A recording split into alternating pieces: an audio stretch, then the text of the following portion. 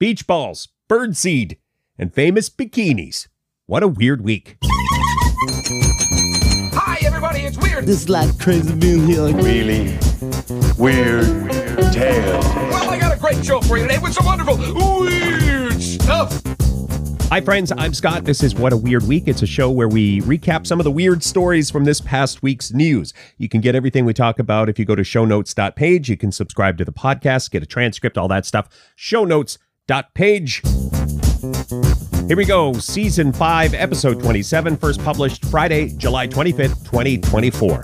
10. Happiness is birdseed and acorns. A Canadian study has made the news this week. It seems to suggest that people in cities are happier when there is a variety of birds and trees around. More birds and trees equals better mental health outcomes, sort of my paraphrase. So in other words, and go with me here, we should be going into the park, going for walks, dressed in my new invention, the birdseed vest.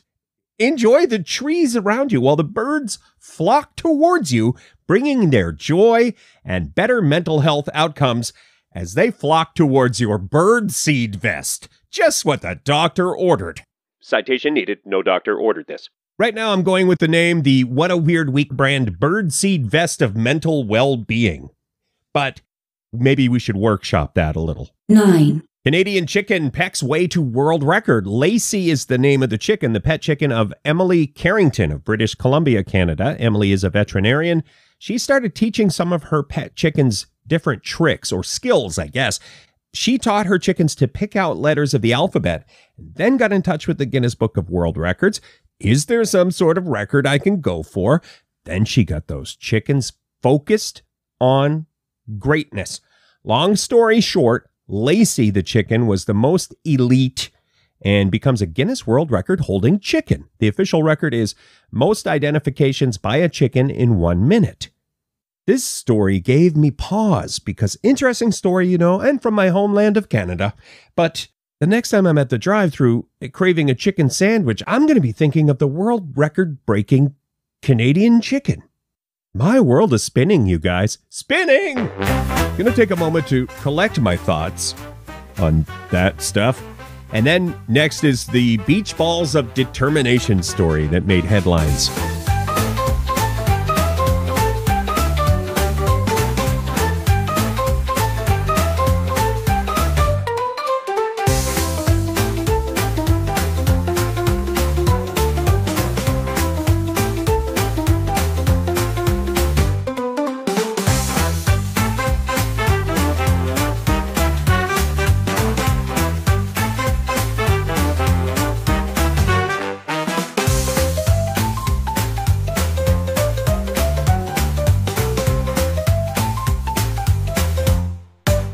This is What a Weird Week, the show about weird, odd and weird.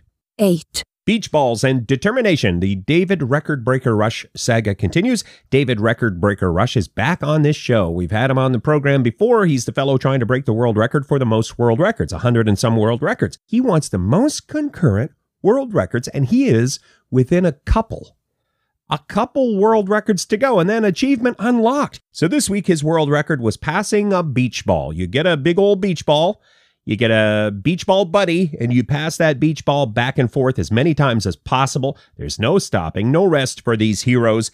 And so they passed the beach ball for an hour and something, under an hour and 10 minutes. And they got almost 8,000 beach ball passes, and that's a world record. The article says it was quite painful. Not for the lighthearted. It's not a happy-go-lucky beach movie of the 1960s that you imagine in your brains. It's more a horror movie of pain, neck pain, and exhaustion. Congratulations, David Rush. 7. Okay, we're going to talk politics. It's a weird news show, but we're going to talk politics. This one, another story from my home country of Canada, North America, planet Earth. Usually we don't talk politics, but this is a weird one involving politics. It's a first in the history of politics in my country, and it's about a fellow named Felix who ran for office in a Toronto by-election. Toronto, Ontario, Canada, North America, planet Earth. And Felix made the news because he didn't receive any votes. And that's never happened before. Not even one vote. That's a hard pill to swallow. That's a tough defeat. I don't know anything about the candidates. I don't understand politics. I guess there were a ton of candidates in this deal. I thought there was some honor in it that Felix didn't vote for himself because, that's your first thought. You're like, wow, not even one vote. Felix, you didn't even vote for yourself. What an honorable fellow.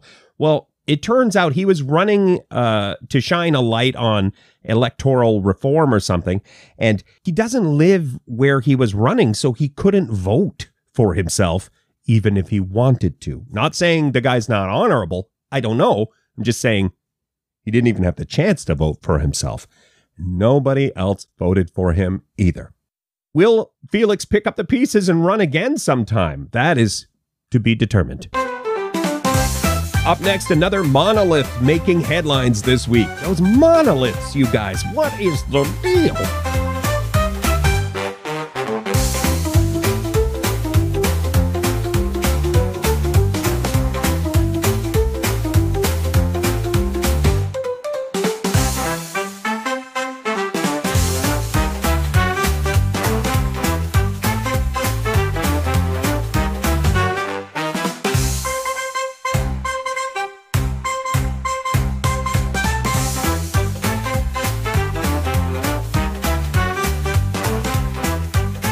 You're listening to What a Weird Week. It's about weird news. 6. Another monolith. Those mysterious monoliths have been showing up. Theories are it's either an art installment or some sort of alien structure, or a close third is a government conspiracy of some sort. I don't know about that one because I think people just type that in when they don't know what to say in a forum. You get in the comment section there, and no matter what the topic, if you type in government conspiracy, now you've got a lively comment section. So I'm not sure if it's a viable theory is all I'm saying, but this monolith under the radar for us here at the What a Weird Week show. It actually appeared in northern Colorado in a town in June, and it's making headlines now because it's been removed. It was generating too much traffic. It's on private land. A person named Lori owns the land where the monolith was and also owns the Howling Cow Cafe nearby. People kept coming wanting pictures and wanted to see the thing, wanted to perhaps worship at the altar of the monolith, or I don't know. No, that's not true. That is not true. Nobody did that.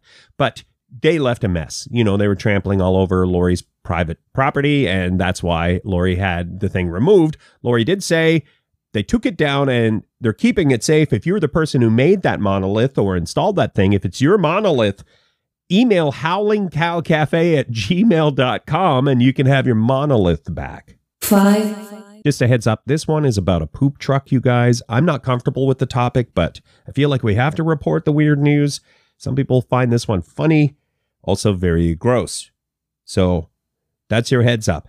By the way, the driver, it's reported the driver had minor injuries. Only minor injuries reported on this. Could have been worse. Kind of scary. The truck accident in Connecticut, making headlines because the truck was carrying liquid poop. And when the truck rolled, that poop sprayed all over a person's house. There was what's described as a pond of liquid poop between two houses. The article, quite graphic. The photos, very, very detailed. One person's car basically covered in poop. And the article we linked to, the New York Post article, very full of puns. Also, one quote, the smelly spill caused the neighbor's tireless landscaping to go down the toilet.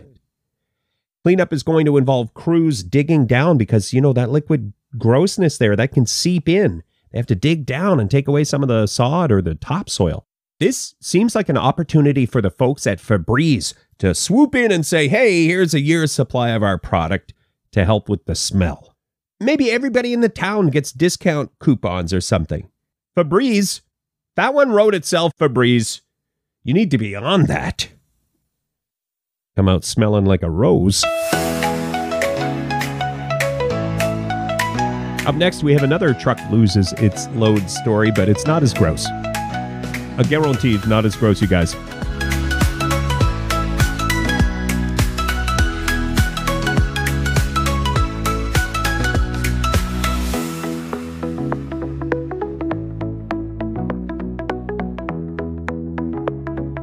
Weird news, the What a Weird Week show. 4. We've got another truck loses its load a story this week. It's not as gross as the last one. This truck had 8 tons of avocados. It overturned on the California highway. No major injuries reported, but what a mess. Highway covered in delicious avocados. How do you feel about avocados? Would you want to get in your car and drive to there and have avocado toast, 8 tons of avocado toast? Maybe not your car, maybe your recumbent bicycle. Perhaps you would want to go to there and make delicious guacamole. Either one is some fantastic eating. This story does not end with someone eating delicious food. We lost some good avocados that day, you guys. Made me sad, and when I get sad, I put it to music. Avocado all over the highway. Record scratch. We don't want to play too much of that. You know, it's so moving. 3. The headline is from Study Finds, and it's scientists flip switch on fat cells, discover way to naturally burn more calories. This is about a study that's been published in the Journal of Clinical Investigation that solves it for people like me who are too heavy. They were able to change the white fat cells into beige ones in mice using advanced genetic techniques. White fat cells store fat. Beige ones burn fat, so if you can switch them, that's great news for someone like me. But this is with mice. And again, it's using advanced genetic techniques, so not available in pill form or delicious gummy yet. More testing is needed. So for now, I guess it's back to lousy, stinking diet and exercise. Up next, more food in the weird news this week. Pineapples.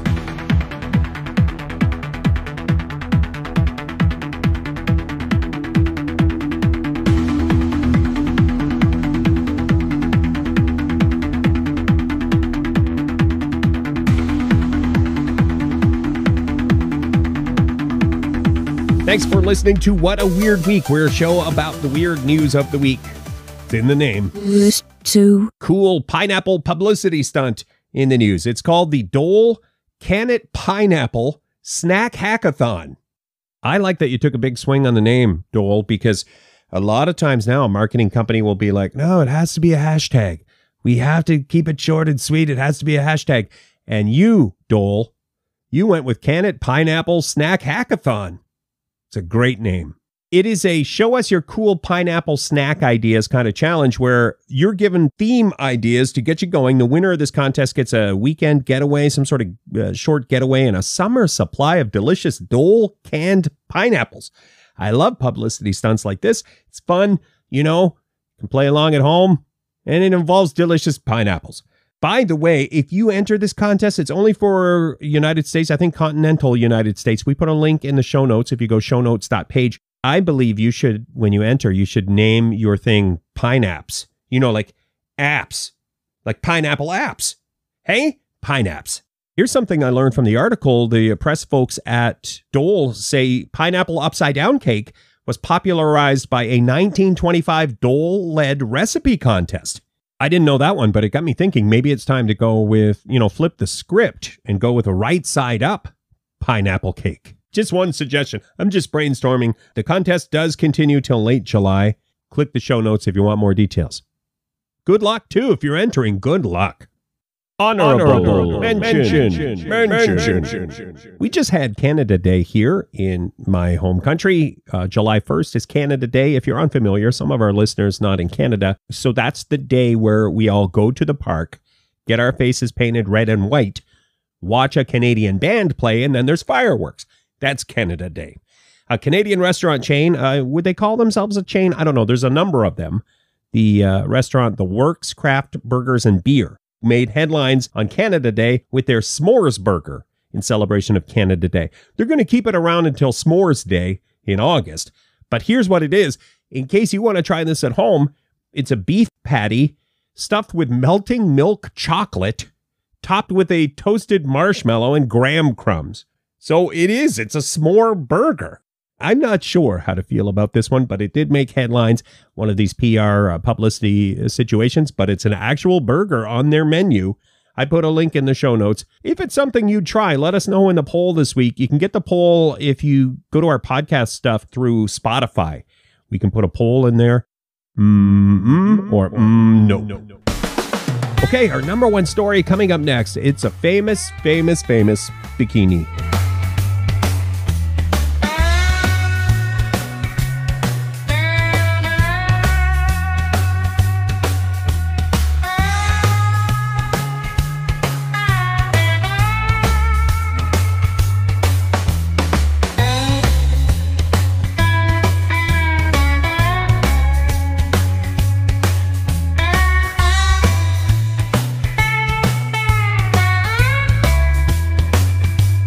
Thanks for listening. This is What a Weird Week, a show about the weird news of the week.